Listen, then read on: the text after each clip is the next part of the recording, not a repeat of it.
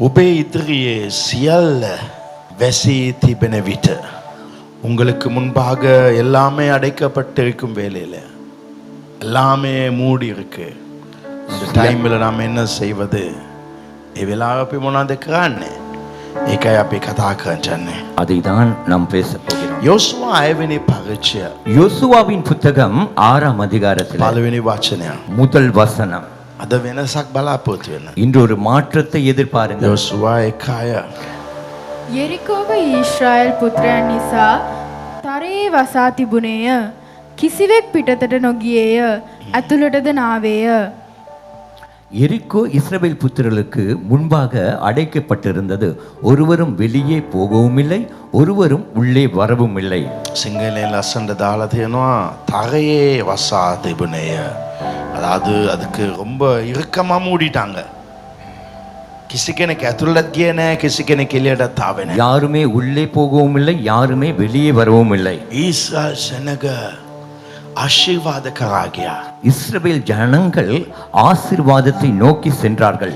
ඔවුන් ප්‍රථම මේ යෝර්දානෙක පසු කරුවන් පස්සේ அவர்கள் முதலாவதாய் யோர்தானை கடந்த பின்பு එතන ඉඳලා ඔවුන්ට ඒ දේශය අයිති වෙනවා. அந்த இடத்தில இருந்து அவர்களுக்கு அந்த தேசம் உரிமையாகிறது. නමුත් එතන එරිකෝ කියලා නගරයක් තිබුණා. ஆனால் அந்த இடத்துல எரிக்கோ என்கிற ஒரு நகரம் இருக்கிறது. ඒක ඇතුලෙන් යන්න අවශ්‍යයි. அதுக்குள்ளாய் செல்ல வேண்டும். නමුත් ඒ නගරෙන් යන්න ඉඩ දුන්නේ නැහැ. ஆனால் அந்த நகரத்துக்குள்ளாய் போக இடம் கொடுக்கவில்லை. ඒක බාධාවක් වෙලා තිබුණා. அது ஒரு தடையாய் இருந்தது. උන්ට ඉස්සරහට යන්න அவர்களுக்கு முன்னோக்கி செல்ல බයිබලේ දාලා තියෙනවා. வேதம் சொல்லுகிறது. එරිකෝ ලොකු පවුරක්. எரிக்கோ என்பது மிக பெரிய ஒரு மதில். ඒක වාලා තැබුවා. அதை பூட்டி வைத்திருந்தார்கள். ඒකෙන් එළියට කිසි කෙනෙක් ආවෙත් නැහැ. அதிலிருந்து வெளியே யாரும் வரவும் இல்லை, ඇතුළට කවුත් ගියේ නැහැ. உள்ளே யாரும் போகவும் இல்லை. තද ලෙස වැහිලා තිබුණා. மிகவும் இறுக்கமாக பூட்டப்பட்டிருந்தது. තුන්ගාක් දෙනෙක්ගේ ජීවිතේම තමයි. இன்று அநேகருடைய வாழ்க்கையும் அப்படிதான். කිසිම දෙයක් සිදු වෙන්නේ නැහැ. ஒன்றுமே நடப்பதில்லை. මම ගිය සතියේ පිළිකාවෙන් අම්මා කෙනෙක්ට යාක්ෂාකණ්ඩ ගියා. நான் கடந்த கிழமையிலே புற்றுநோயால் அவதிப்படுகிற ஒரு தாய்க்கு ஜெபிக்க ස්පිරිතාලේ දාලා තැබුවා. அவங்கள வைத்தியசாலையில போட்டு வைத்திருந்தார்கள். ආඩ පැම්පස් දාලා බට වලින් පිරීලා හිටියා. அவர்களுக்கு பெம்பஸ் போடப்பட்டு பட்டையினால் நிரம்பி இருந்தார்கள். ඒ ගෙදර කට්ටිය කියන මෙතන ඉවරයි. அந்த வீட்டில் உள்ளவர்கள் இதோடு முடிந்தது என்று சொல்கிறார்கள். இதோடு முடிந்தது. මම යාක්ෂා කරන්න කියලා ගියා. நான் ஜெபிக்க சென்றேன். යාව බලන වෙලාව නැගිටේද කියලා දන්නේ නැහැ. அவரை பார்க்கும் பொழுது எழுந்திருப்பாளா என்று கூட தெரியாது. මාස ගණන් ස්පිරිතාලේ ඉන්නවා. பல மாதங்கள் வைத்தியசாலையில் යූරින් බෑග් එක තියෙනවා. யூரின் பேக் இருக்கிறது. යාට කතාවක් දෙන්නේ නැහැ. அவருக்கு பேச்சு கூட வருவதில்லை. දාසනේ පෙන් සිටියා. மிக சுகஹீனமாய் இருந்தார். මගේ අම්මාවත් මාව එක්කගෙන ගියා. என் தாயை கூட நான் அழைத்து ඒ சென்றேன். අම්මා කිව්වා அந்த தாய் சொன்னாள், මගේ ඉස්සරහා எனக்கு முன்பதாக මගේ පුතා ඇවිල්ලා ඉන්නවා. என் மகன் வந்திருக்கிறார். වා කිව්වනේ. நீங்க சொன்னீங்க தானே පුතා ආවත් සනිප වෙයි කියලා. மகன் வந்தால் சுகமாவேன் என்று. මට නම් එයාව දැක්කම විශ්වාසයක් නැහැ මේ නැගිටේ කියලා. எனக்கு நான் அவரை பார்த்தா இவர் எழுந்திருப்பாருங்கிற ஒரு நம்பிக்கை இல்லை. නමුත් අම්මා මේ කියන වචනය ஆனா இந்த தாய் சொல்லுகிற இந்த வார்த்தை මාව ශක්තිමත් කළා. என்னை பலப்படுத்தியது. අම්මා කතා කරනවා. தாய் பேசுகிறார். පෙනංගිත් කියනවා. என் தாயும் சொல்லுகிறார், අයියා ඇවිල්ලා නෝ යාක්ෂා කරනවා. அண்ணன் வந்திருக்கிறார், ஜெபிக்க போகிறார். එයාට කිසිම අසනීප ලෙඩ සුවයක් නැහැ. அவங்களுக்கு எந்த ஒரு சுகமும் இல்லை, කිසිම වෙනසක් නැහැ. எந்த ஒரு மாற்றமும் இல்லை. මාස ගණන් ස්පිතාල பல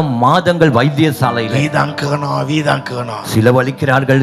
කට ඉන්න සහෝදරයන් වීදම් කරනවා. வெளிநாட்டில் இருக்கிற சகோதரர்களும் செலவழிக்கிறார்கள். බලන්න බැරි තත්ත්වක හිටියේ. பார்க்க முடியாத நிலைமையிலே அவள் இருந்தார். තාම වැහිලා තියෙනවා. அவ்வளவாய் மறைந்திருக்கிறார். මම එක දෙයක් දැනගත්තා. நான் ஒன்றை அறிந்து கொண்டேன், මේක බේත් තුලින් සනීප කරන්න බෑ. இது மாத்திரையினாலே சுகமாக்க முடியாது. එරිකෝ නගරේ කවදාත් දිනන්න බෑ කටු වලින්.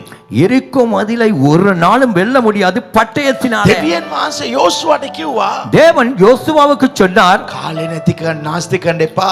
காலத்தை நேரத்தை நீ செலவழிக்காதே. මට දන්නවා හොඳට எனக்கு நன்றாய் தெரியும் ඔයා හොඳ යුද්ධ වීරයෙක්. நீ ஒரு நல்ல போர் சேவகன், හොඳට සටන් කරන්න පුළුවන් කෙනෙක්. நன்றாக சண்டை பிடிக்க முடியும். නමුත් මේක ඔයාගේ ශක්තියෙන් කරන්න බෑ. ஆனால் இதை உன்னுடைய பலத்தினால වගේ செய்ய බලෙන් முடியாது. කරන්න බෑ. உன்னுடைய பலத்தினால செய்ய முடியாது. මේක ආත්මිකයි. இது ஆவிக்குரியது. අද මේ රාත්‍රිය ඔබට යම් කිසි ප්‍රශ්නයක් තියෙනවා. இன்று இரவு கூட உங்களுக்கு ஏதோ ஒரு பிரச்சனை இருக்கிறது. ඒක ඔබ මාംසෙන් ක්‍රියා කළා ජය ගන්න හිතුවත් ඒක මෝඩකමක්. அதை நீங்கள் மாமிசத்தினாலே கிரிக்கெட் செய்து ஜெயம் கொள்ள பார்த்தால் அது முட்டாள்தனம். මාල්ට ලක්ෂදායක නායක තියෙන පුළුවන්. சில நேரங்களிலே 10 லட்சத்துக்கான ஒரு கடன் කෝටියක இருக்கலாம். නායක තියෙන ஒரு පුළුවන්. கோடிக்கான கடன் இருக்கலாம். ඒ ණය මම කලින් මුදල් වලින් ඉවර කළා. நான் அந்த கடன்களை ஏற்கனவே பணத்தினால் அதை முடித்து விட்டேன். ඒ වගේ ණයක් තමයි මේක. அதே போல ஒரு கடன் தான் இதுவும். හැබැයි මේක සමහර වෙලාවට අපේ ඇස් වලට පේන්නේ මේක සල්ලි ප්‍රශ්නයක් කියලා. නමුත් ඒක සල්ලි ප්‍රශ්නයක් නොවේ. ඒක ආත්මික ප්‍රශ්නයක්. சில நேரம் நம் கண்களுக்கு இது பணப்பிரச்சனை என்று தோன்றும். ஆனால் பணப்பிரச்சனை அல்ல, இது ஆவிக்குரிய காரியம். ඒ නිසා සමහර ප්‍රශ්නවල් ඔබගේ ජීවිතේ ඒක ආත්මිකයි. சில பிரச்சனைகள் உங்கள் வாழ்க்கையில இருக்கலாம், அது ஆவிக்குரியவைகள். ඔබගේ දරුපල නැද්ද? විවාජිත සිදුවෙන්නේ නැද්ද? නිවසක් ලැබෙන්නේ නැද්ද? එහෙනම් යම් කිසි රෝගයක් අසනීපෙන් ණයෙන් ඔබට නිදහසක් නැද්ද? ඒක ආත්මික ප්‍රශ්නයක්. உங்கள் குழந்தை பாக்கியம் இல்லையா, திருமணம் நடக்கவில்லையா, ஒரு வீடு இல்லையா, ஏதாவது ஒரு பிரச்சனையா? அப்படி என்றால் அது ஆவிக்குரிய பிரச்சனை. ඔබ හිතනවා ඔබගේ ජීවිතේ තියෙන ප්‍රශ්නයක් කියලා. நீங்க நினைக்கிறீங்க உங்க வாழ்க்கையில இருக்கிற பிரச்சனை என்று. නමුත් මේ ඉරිකෝ පවුර වැටෙන්න තබන්නේ ஆனாலும் இந்த எரிகோ மதிலை வீழ்கடிக்க வைப்பது කඩුවලින් නොවේ. பட்டயத்தினாலே அல்ல. ඒ රටේම දිනන්න බෑ. அந்த தேசத்தை அப்படி வெல்ல முடியாது. ඒකට පූජකයන් එකතු වෙන්න අවශ්‍යයි. அதற்கு ஆசாரியர்களை ஒன்று சேர வேண்டும். යූසුම් පෙඩි උස්සන්න අවශ්‍යයි. உடன்படிக்கை பெட்டி சுமக்க வேண்டும். මාසර කීකර වෙලා தேவனுக்கு கீழ்ப்படிந்து නමස්කාර කරලා යාක්ෂාවෙන් ප්‍රශංසා කරන්න අවශ්‍යයි. ஆராதித்து ஜெபத்திலே துதியினால் இதை செய்ய வேண்டும். එහෙම ප්‍රශංසා කරන මොහොතේ அப்படி துதிக்கும் பொழுது ඒක ආත්මික යුද්ධයක් වෙයි. இது ஆவிக்குரிய யுத்தமாய் மாறும். එරිකෝ පවුර බිම වැටෙයි. எரிகோ மதில் கீழே விழும். ඒ මොහොතේ ඔබගේ ආශිර්වාද ඔබට ලැබෙයි. அந்த வேளையிலே உங்கள் ஆசீர்வாதம் உங்களுக்கு கிடைக்கும். මම කැන්සර් පේෂන්ට් යාක්ෂා කළා. நான் அந்த புற்றுநோய் பேசனுக்காய் මම ஜெபித்தேன். වටේට යාක්ෂා කළා. நான் சுற்றிலும் ஜெபித்தேன். අපේ අම්මා හිටියද ඒක ලස්සනට කියයි. என் தாய் இருந்தால் அதை அழகா சொல்லிருப்பாங்க. මට වඩා මාගේ නම් මට අම්මටයි මගේ නංගිටයි විශ්වාසය වැඩි වුණා. என்னை குறித்து விசுவாசிப்பதை விட என்னை குறித்து என் தங்கைக்கும் என் தாய்க்கும் விசுவாசம் என்னை குறித்து அதிகமாக இருந்தது. යාක්ෂා කළා. நான் ஜெபித்தேன். යේසුස්ගේ බලවන්ත නාමයෙන් இயேசுவின் வல்லமுள்ள நாமத்தில் අන්ධ ආත්ම ඉවත්ය. அந்தகார ஆவி நீங்கட்டும், රෝගය සනීපවන් කියා. வியாதியை சுகமாக என்று. දවස් 5ක් ගියේ නෑ. 5 நாள் செல்லவில்லை. මම ඊයේ අපේ අම්මාව බලන්න ගියා. நேற்று என் தாயை பார்க்க சென்றேன். අම්මා කියපු වචනය. என் தாய் சொன்ன வார்த்தை, පුතා மகனே අරයා ගෙදරටත් ගියා කියලා. அவர் வீட்டுக்கே வந்து අරයා விட்டார். ගෙදරටත් ගියා அவர் කියලා. வீட்டுக்கே வந்து මොන விட்டார். තරම් බලයද? எவ்வளவு பெரிய මම ඔබට வல்லமை. කියන්න කැමතියි. நான் உங்களுக்கு අද சொல்லுகிறேன், ප්‍රශ්නේ ඉවර වෙන්න இன்று பிரச்சனை முடிய මේක ආත්මික යුද්ධයක්. இது ஆவிக்குரிய யுத்தம். මේක ආත්මිකයි. இது ஆவிக்குரியது. සමහර වෙලාවට ஒரு சில මේ நேரம் සභාවේ සෙනගෙන්න இந்த சபையில ஜனங்கள் විසිටින් යන්න පුළුවන්. விசிட்டிங் போகலாம். සෙනගෙන් තියාගන්න ස්ටාෆ්ලා වැඩ කරන්න පුළුවන්. ஜனங்களை தக்க வைத்துக் கொள்ள ஸ்டாஃப் வேலை செய்யலாம். එක එක ක්‍රියාවල් කරන්න පුළුවන්. அது ஒரு விதமாய் செய்யலாம். මගේ ස්ටාෆ්ලාටත් මම කියන්න කැමතියි. நான் என் ஸ்டாஃபுக்கு சொல்லுறேன், ඕගොල්ලන්ගේ විසිටින් වලින් ජය ගන්න බෑ. உங்க விசிட்டினால இதை வெல்ல முடியாது. ඕගොල්ලන් විසිටින් වලට පැය 4ක් කාලයක් දෙනවා. நீங்க விசிட்டினுக்காக 4 மணித்தியாலம் එක செலவழிக்கிறீங்க දවසට. ஒரு நாளைக்கு. නමුත් ඒකට වඩා ஆனா அதை விட පැය 4ක් යාක්ෂා කළත් 4 மணித்தியாலம் ஜெபித்தால் සෙනග ඉබෙන්න මෙතන ඉඳී. தானாகவே ஜனங்கள் இங்க මම நிற்பாங்க. මේ රහස දැනගත්තා. நான் இந்த ரகசியத்தை அறிந்து අද கொண்டேன். ඔයාගේ ප්‍රශ්නය இன்று உங்க பிரச்சனை කවුද ඔබට විරුද්ධව කතා කරන්නේ? யார் உங்களுக்கு எதிராய் பேசுவது? ඔවුන්ට විරුද්ධව ක්‍රියා කරන්න එපා. அவங்களுக்கு எதிராக கிரிகை செய்ய வேண்டாம். දැනගන්න. முழங்கால் යාක්ෂා படியிடுங்க. කරන්න. ஜெபிங்க.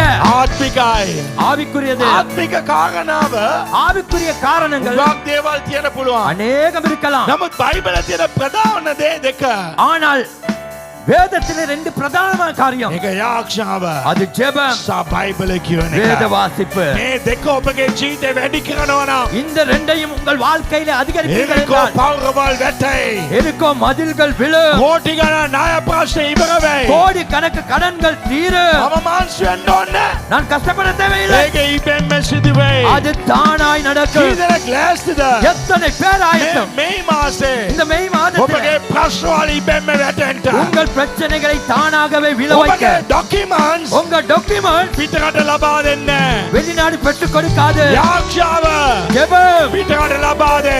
வெளிநாடு பெற்றுக் கொடுக்க බයිබලය කියවන පැය ගණන්. மணித்தியால கணக்கு வேதத்தை පැය வாசிங்க ගණන් මනුෂ්‍යත් එක්ක කතා කරන්න පුළුවන්. மணித்தியால கணக்கு மனுஷனோட ඇයි பேசலாம் කාමරකට ගිහිල්ලා? நீங்க அறைக்குள்ளே சென்று ඇයි ඔබට කාමරකට ගිහිල්ලා?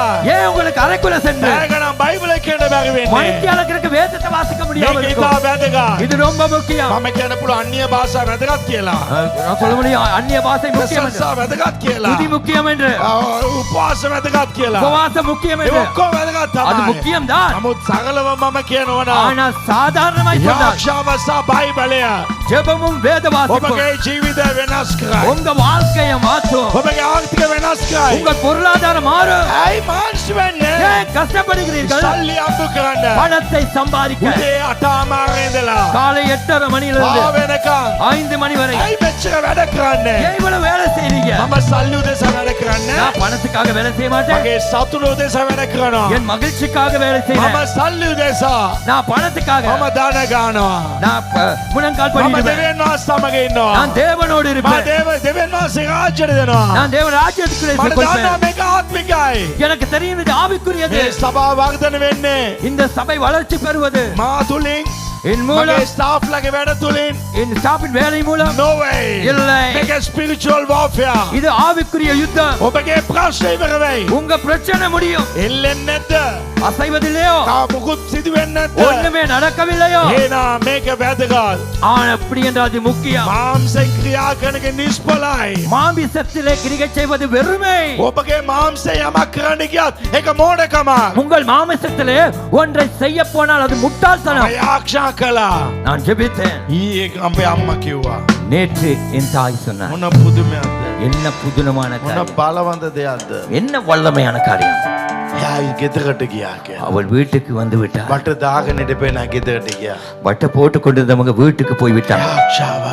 ஜெபம் ඔබගේ ධන බිම වදින මොහොතේ உங்கள் முழங்கால்கள் தரையிலே படும் பொழுது ඔබගේ එස වෙන්න පටන් ගන්නෑ. உங்கள் தலை உயர்த்தப்படும் හalleluya. ஹalleluya යේසුස් වහන්සේ දැනගෙන හිටියා. இயேசு கிறிஸ்து அறிந்து கொண்டார் කුරුසය කියන්නේ එක මාංශික දෙයක් නොවේ. சிலுவை என்பது மாமிசத்துக்குரியது அல்ல කුරුසේ ගමන මාංශ දෙයක් නොවේ. சிலுவையின் பயணமானது அது மாமிசத்துக்குரியது அல்ல උස්සලා ගිහිල්ලා அந்த சிலுவையை சுமந்து சென்று මම මැරිලා මේ ලෝකේ ගලවන්න ඕනේ. நான் மரித்து இந்த உலகத்தை ரட்சிக்க வேண்டும் මේ හොඳට කාලා බීලා කුරුසේ උස්සමු. நன்றாக சாப்பிட்டு குடித்து சிலுவையை சுமப்போம் එහෙම හිතුවේ නෑ. அப்படி நினைக்கல මේක ආත්මිකයි. இது ஆவிக்குரியது මේක කසපාර ඇන இது கசேரி කුරුසේ ගස සමග තියෙන පොර බැඳීමක් නොවේ. இது கசேரியோ ஆணியோ சிலுவையின் மரத்தினாலோ நடக்கிறதான போராட்டம் அல்ல මේක පරිසෝන් සමග තියෙන යුද්ධයක් නොවේ. இது பரிசேயர்களோடு இருக்கிறதான யுத்தமும் அல்ல මේක ආත්මිකයි. இது ஆவிக்குரியது එනිසා යේසුස් වහන්සේ எனவே இயேசு கிறிஸ்து ඊට කලින් දවසම அதுக்கு முந்தின நாளே රාත්‍රී ගෙත්සමනුවෙන ගිහලා දන ගහලා පැය 3ක් යාක්ෂා කළා. இரவில் இருட்டோடே போய் கெத்செமனே தோட்டத்திலே முழங்கால் படியிட்டு 3 மணித்தியாலம் ஜெபித்தார். පැය ගණන් යාක්ෂා කරන්න பல மணித்தியாலம் ஜெபியுங்கள். බයිබලය வேதம் අවුරුද්දකින් ඉවර කරලා දාන්න. ஒரு வருடத்திலேயே வாசித்து முடித்து விடுங்கள். බයිබලය வேதம் අවුරුද්දට දෙවතාවක් කියලා ඉවර කරන්න. ஒரு வருடத்துக்கு 2 முறை வாசித்து முடித்து விடுங்கள். බයිබලය අවුරුද්දට வேதத்தை ஒரு வருடத்துக்கு 4 පහක් කියලා ඉවර කරන්න. 4 முறை வாசித்து முடித்து விடுங்கள். ඇයි මම මෙහෙම කියන්නේ? ஏன் நான் இப்படி இதை சொல்லணும்? මේක තමයි අපේ ජීවනය. இதுதான் நமக்கு ஜீவன். මනුෂ්‍ය රොටි වල නෙවෙයි. மனிதன் මාසික වචනෙන් ජීවත් වේ. மனிதன் அப்பத்தினால் மாத்திரமல்ல தேவனுடைய வார்த்தையினாலும் ස්වාමීන් பிழைப்பான். වහන්සේගේ වචනේ මගේ පාදවලට එළියා. கர்த்தருடைய வார்த்தையின் பாதத்துக்கு வெளிச்சமாயிருக்கிறது. වචනේ ජයදේ. வார்த்தை ஜெயம் கொடுக்கும். මේක තමයි වැදගත් වෙන්නේ. அதுதான் முக்கியமானது. එතන මම ඇහුවත් කවුද අද බයිබලේ පැය දෙක පරිච්ඡේද දෙකක් කිව්ව කියලා ඇහුවත් இந்த இடத்துல யாருக்கிட்டையாவதுனா இன்றைக்கு 2 அதிகாரத்தை யார் வாசித்ததுன்னு கேட்டா මේක තමයි වැදගත්. இது ரொம்ப முக்கியம். මේක තමයි අපේ ආර්ථික ගොඩනගන්නේ. இதுதான் நம்முடைய பொருளாதாரத்தை கட்டி எழுப்புவது. මගේ ජීවිතයේ මේ මාර්තු වල ඉඳලා මුදල් පැත්තේ ලොකු වෙනසක් ඇති වුණා. என்னுடைய வாழ்க்கையில இந்த மார்ச் மாதத்திலிருந்து பண ரீதியாக பெரிய ஒரு மாற்றம் ஏற்பட்டது. ඒකට හේතුව දන්නවද? அதுக்கு காரணம் என்ன தெரியுமா? මේක මම උදේම්ම නැගිටලා පෙරලනවා. காலையிலேயே இதை நான் காலையிலேயே எடுத்து මම பிரட்டுவேன். කොච්චරක් පෙරලනවද? நான் எந்த அளவுக்கு பிரட்டுகிறேனோ එච්චරක් මමත් පෙරලනවා. அந்த அளவுக்கு நானும் சுருட்டுகிறேன். මේ කොළවල් පෙරලන්න බැරි අයට කොළවල් වැඩි ලැබෙන්නේ නැහැ. இந்த தாள்களை பிரட்ட அதிகமாய் முடியாதவர்களுக்கு அதிகமான தாள்களும் கிடைக்காது. උගක් අයට ඕනේ උගක් කොළවල් අවශ්‍යයි. அநேகருக்கு நிறைய தாள்கள் தேவை. නමුත් කියවන්න එක කොලයක්වත් නැහැ. ஆனா வாசிக்கிற ஒரு தாள் கூட இல்ல. ඒක කොහොමද ජය ලැබෙන්නේ? அப்படின்னா எப்படி ஜெயம் கிடைக்கும்? යේසුස් වහන්සේ උන්වහන්සේ අවදි වෙලා යාචනා කළා. அவர் விழித்திருந்து ஜெபித்தார். මම ඔබට කියන කැමති. நான் உங்களுக்கு சொல்றேன், කිසි මිනිසෙක් எந்த ஒரு மனுஷனும் කිසි ව්‍යාපාරයක් කරන කෙනෙක් எந்த ஒரு வியாபாரியும் ඊළඟ ස්ථාවරට යන්නේ ඔහුගේ ආත්මික ජීවිත තුළට ඔහු එන්නේ නැතුව. அவன் அடுத்த நிலைக்கு போக மாட்டான், அவன் ஆவிக்குரிய வாழ்க்கைக்குள்ளே வராவிட்டால். මම නැවත කියන්නම්. நான் திரும்ப இதை කිසි சொல்றேன், මිනිසෙක් எந்த ஒரு மனுஷனும் කිසි ව්‍යාපාරයක් எந்த ஒரு வியாபாரியும் ඔහු ඊළඟ ලෙවල් එකට යන්නේ ඔහුගේ ආත්මික ජීවිතේ යනකම්. அவனுடைய அடுத்த லெவலுக்கு போக மாட்டான், அவனுடைய ஆவிக்குரிய வாழ்க்கைக்குள்ளே வராவிட்டால். තව අඩියක් ඉස්සරහට කියලා කියන්නම්. நான் இன்னொரு அடி முன்வைத்து சொல்லுகிறேன், කිසිම රිලේෂන්ෂිප් එකක් எந்த ஒரு உறவும் ලොකු සතුටක් දෙන්නේ නැහැ பெரும் மகிழ்ச்சியை தராது ස්පිරිචුවල් ලයිෆ් එකට එන්ටර් වෙන්න. ஆவிக்குரிய வாழ்க்கைக்குள்ளே நுழையாவிட்டால். දෙවියන් වහන්සේ සමග තියෙන ආදරය වැඩි වෙන තරමට තමයි ඔබගේ ජීවිතයේ ආදරය වැඩි වෙන්නේ. தேவனோடு எந்த அளவுக்கு பாசமும் நேசமும் அதிகரிக்கிறதோ அந்த அளவுதான் உங்கள் வாழ்க்கையின் அன்பும் பாசமும் அதிகரிக்கப்படும். ජීවිතය කියන්නේ එක මාംසෙන් උඟක් තෙරපීමයි. வாழ்க்கை என்பது வாழ்க்கை என்பது மாமிசத்தில் மிகவும் நெருக்கமானது. ජීවිතය කියන්නේ මාംසෙන් ඒක ලොකු තෙරපවීම. வாழ்க்கை என்பது மாமிசத்திலே மிக நெருக்கமானது. යම් කිසි දෙයක් ඔබ කරන්න වෑං වෙලා ஒரு காரியத்தை நீங்கள் செய்ய முயற்சித்து ඒකේ පරාජිත එනවා.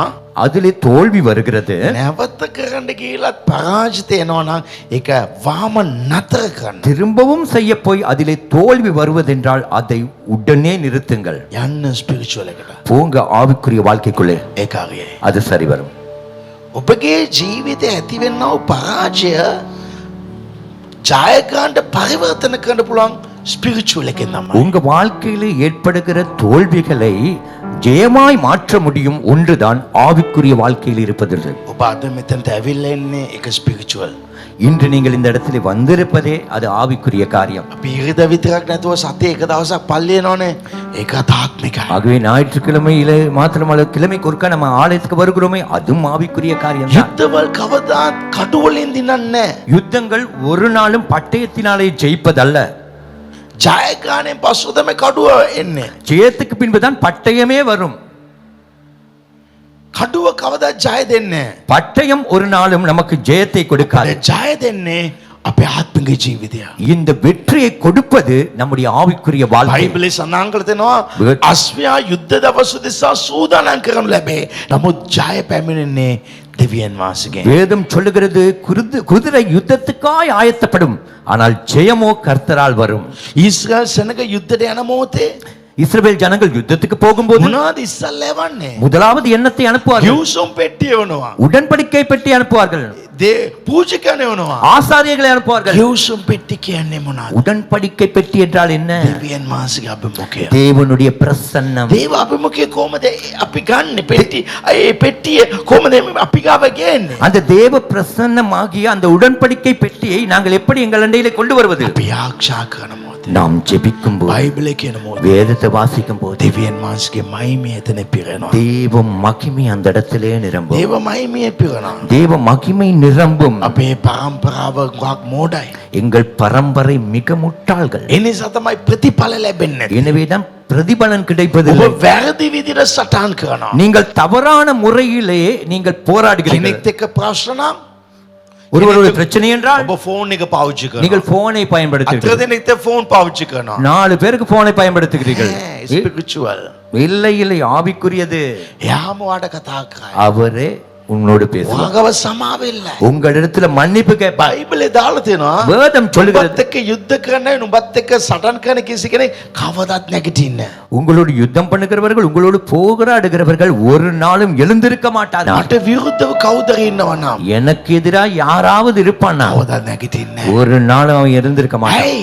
ஏன்? අපිට දෙවියන් වහන්සේ වැදගත්. நமக்கு தேவன் ඒ முக்கியம். තැනේ ඉන්න.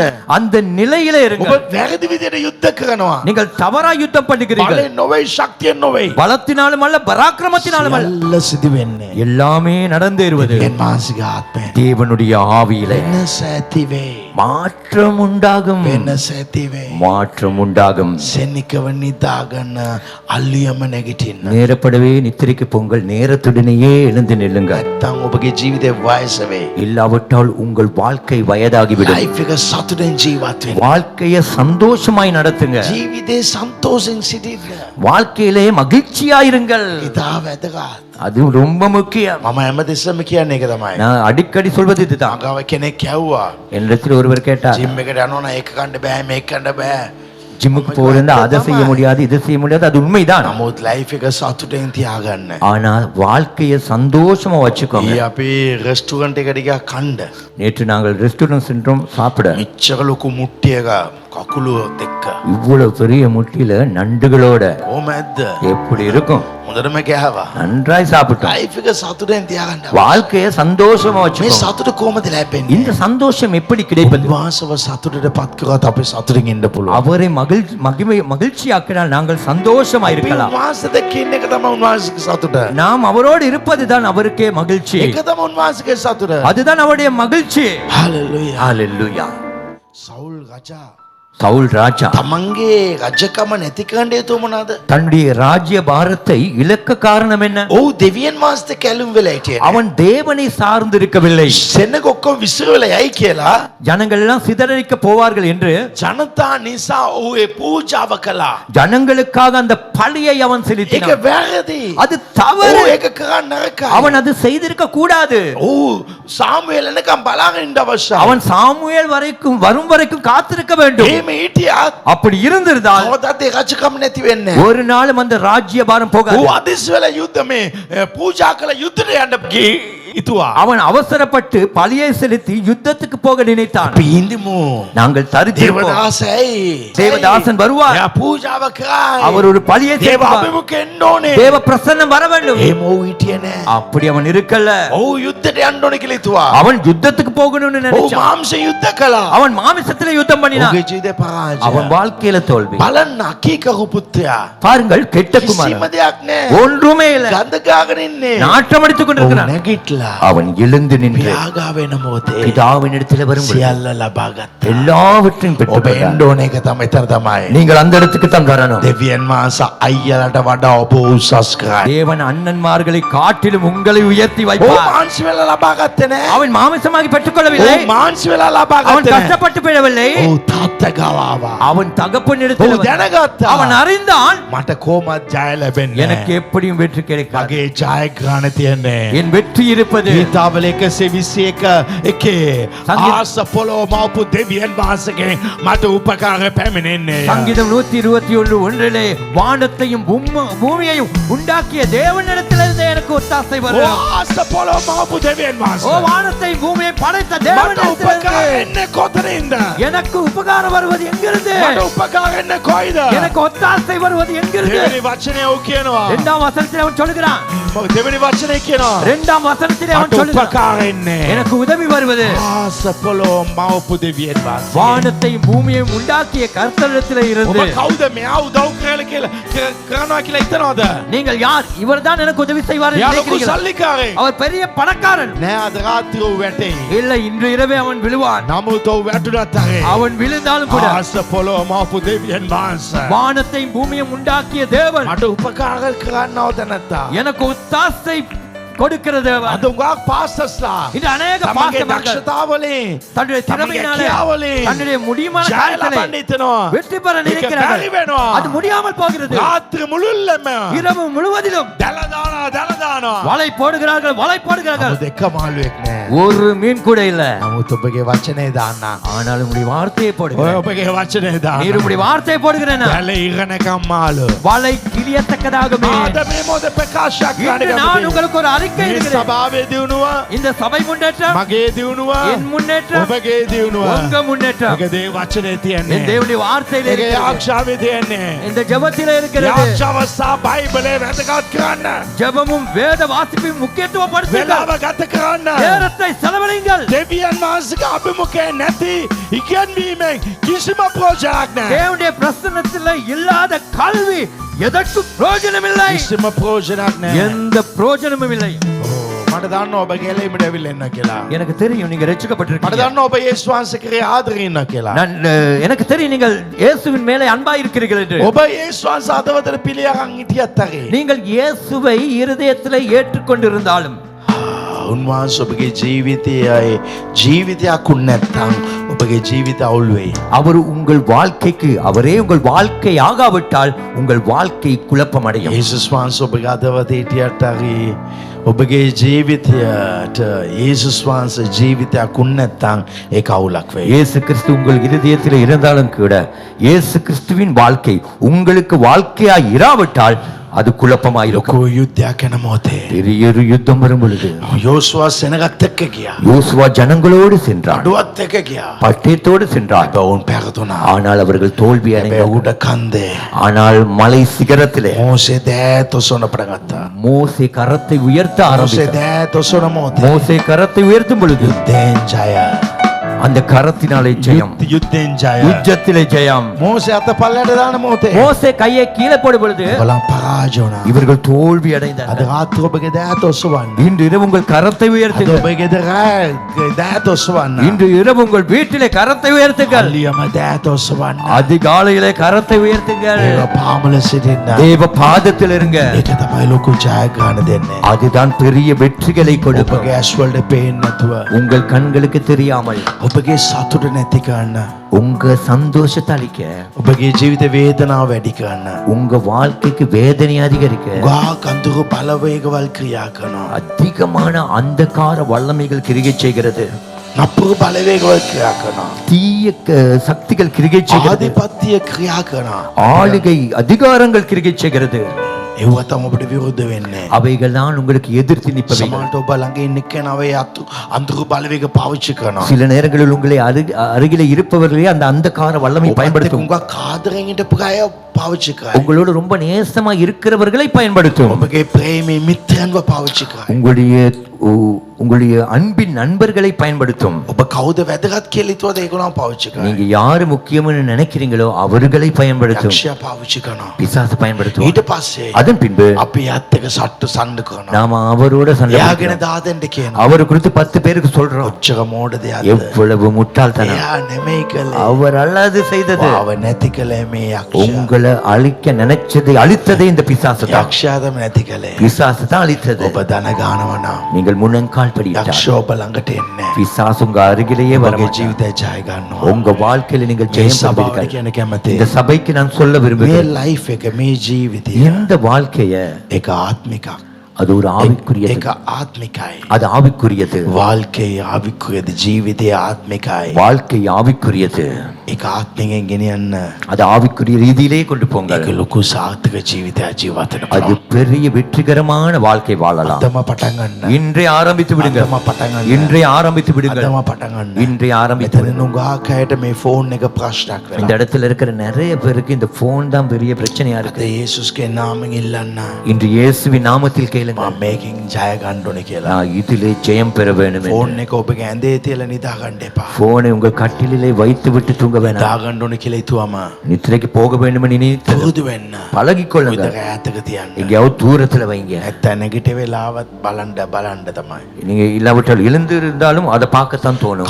කවුද වේලස නිදා ගන්නවද? யார் யார் நேரப்படவே நித்திரைக்கு போகிறீர்களோ ඔවුන් යක්ෂයාට දොර වහනවා. அவர்கள் பிசாசுக்கு கதவை மூடுகிறார்கள். කවුද අලියම නැගිටිනවද? யார் அதிகாலையிலேயே எழுந்திருக்கிறார்கள் ඔවුන් දෙවියන් වහන්සේට දොර විවෘත කරනවා. அவர்கள் தேவனுக்காய் கதவை திறக்கிறார்கள். ஹalleluya. ඔබගේ ජීවිතේ වෙනස මා දකින්නවා. உங்க வாழ்க்கை மாற்றத்தை நான் காண போறேன். මා යේසුස්ගේ නාමෙන් කිව්වා. நான் இயேசுவின் நாமத்தில் சொல்கிறேன். මේ අවුරුද්දේ இந்த வருஷத்துல ඔබ සතුටෙන් ආනන්ද යනවා. நீங்கள் சந்தோஷத்திலே கண்ணீர் விட போகிறீர்கள். නැතුව සතුටෙන් ආනන්ද යනවා. எந்த ஒரு இதுவும் இல்லாமல் ஆனந்த கண்ணீர் விட போகிறீர்கள். නිවස ගනි. எடுக்க வேண்டிய வீட்டை எடுப்பீர்கள். ගන්නෝනේ වාහන ගනි. எடுக்க வேண்டிய வாகனத்தை ඔබගේ எடுப்பீர்கள். දරුවන්ට කවන්න හැම දෙයක්ම ලස්සනට කරයි. உங்க பிள்ளைகளுக்கு என்னென்ன கடமைகளை செய்யணுமோ எல்லாம் செய்வீங்க. ජීවිතයක් ඔබ எந்த ජීවත් பயமில்லாத ஒரு வாழ்க்கை வாழ்வீர்கள். යේසුස්ගේ බලවන්ත නාමයෙන්. இயேசுவின் வல்லமுள்ள நாமத்தில். ஆமென். යෝසුවා ලස්සන වචනයක් කියනවා. யோசுவா அழகான ஒரு வார்த்தை சொல்கிறார். උඹලා ප්‍රශංසා කරන මොහොතේ நீங்கள் துதிக்கும் பொழுது පවුර වැටේ. மதில் விழும். නුඹ ඉන්න තැනින්ම ඇතුළට වෙයා.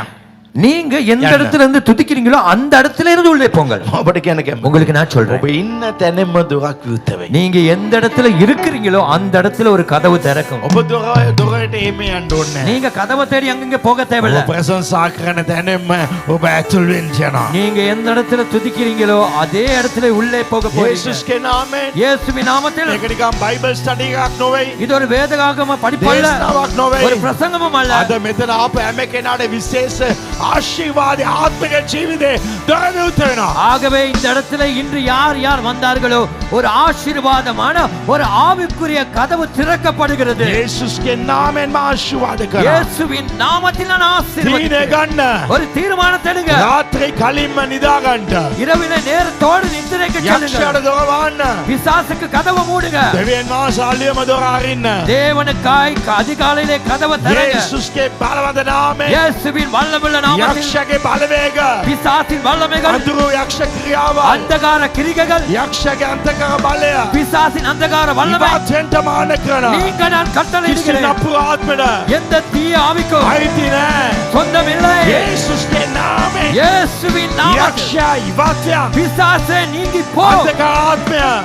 கெட்ட ஆவிகள் යක්ෂයාට බාධා කරන්නව. ஜெபத்துக்கு தடையா இருக்கிற. බයිබලට බාධා කරන්නව. வேதத்துக்கு தடையா இருக்கிற. ප්‍රශංසාවට බාධා துதிக்கு කරන්නව. தடையா இருக்கிற. නිරාගට බාධා කරන්නව. உபவாசத்துக்கு தடையா இருக்கிற. යක්ෂ ආත්මය. பிசாசின் ஆவிக்கு මගේ ජීවිතේ ඉවතයක්. இவர்கள் வாழ்க்கையை விட்டு நீங்கி සභාවේ போ. වර්ධනය.